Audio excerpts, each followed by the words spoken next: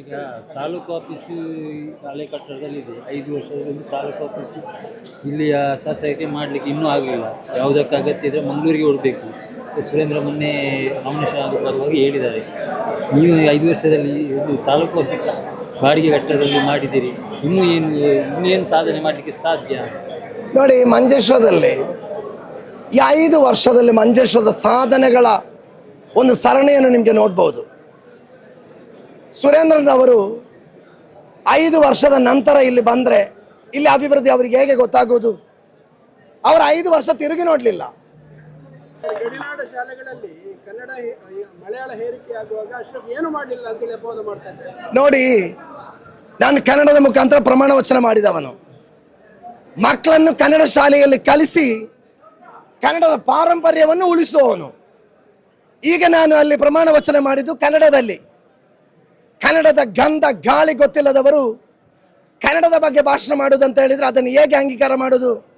ನೋಡಿ, ಒಂದೇ ಒಂದು ಮಾತು ಹೇಳ್ತಾ ಇದ್ದೀನಿ, ನೀವು ಶ್ರದ್ಧೆಯಿಂದ ಕೇಳಿ. ಈಗ ಕೇರಳವನ್ನು ಹೇಳೋದು ಕೇರಳಂ.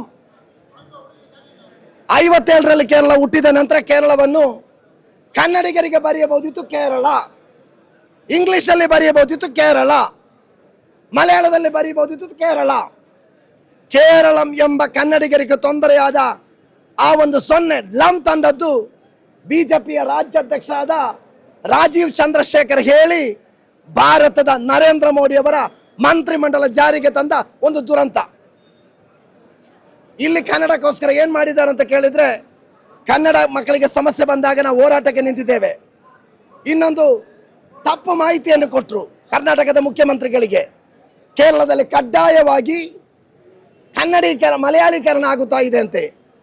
ನಾನು ಎದೆ ತಟ್ಟಿ ಹೇಳಿದೆ, ಮಂಜೇಶ್ವರ ವಿಧಾನಸಭಾ ಕ್ಷೇತ್ರದಲ್ಲಿ ಕಲಿಯುವ ಕನ್ನಡ ಮಕ್ಕಳಿಗೆ ಯಾವುದಾದ್ರೂ ತೊಂದರೆ ಬಂದರೆ ಜೀವವನ್ನು ಕೊಟ್ಟು ಹೋರಾಟ ಮಾಡ್ತೀನಿ ಅಂತ ಹೇಳಿ.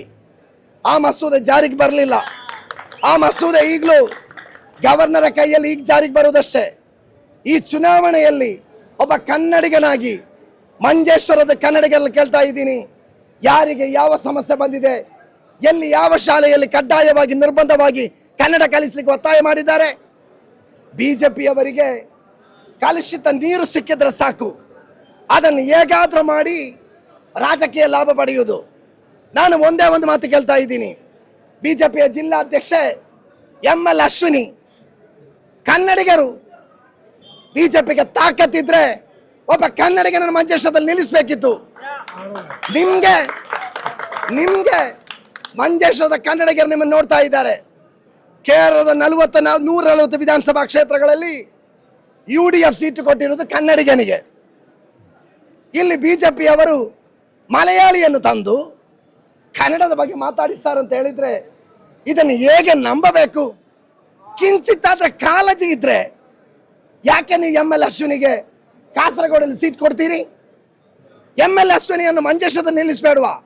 ಅವರ ಊರಿರುವುದು, ಅವರ ಬ್ಲಾಕ್ ಪಂಚಾಯತಿಗೆ ಸ್ಪರ್ಧಿಸಿರುವುದು ಅಂದ್ರೆ ನಿಮ್ಗೆ ಕನ್ನಡಿಗರಿಗೆ ಒಂದು ಸೀಟು ಕೊಡುವ ತಾಕತ್ತು ಕೂಡ ಇಲ್ಲದೆ ಕನ್ನಡದ ಬಗ್ಗೆ ಮಾತಾಡುವುದು ಅಂತ ಹೇಳಿದ್ರೆ ಅದು ನಿಮ್ಮ ನಾಟಕ.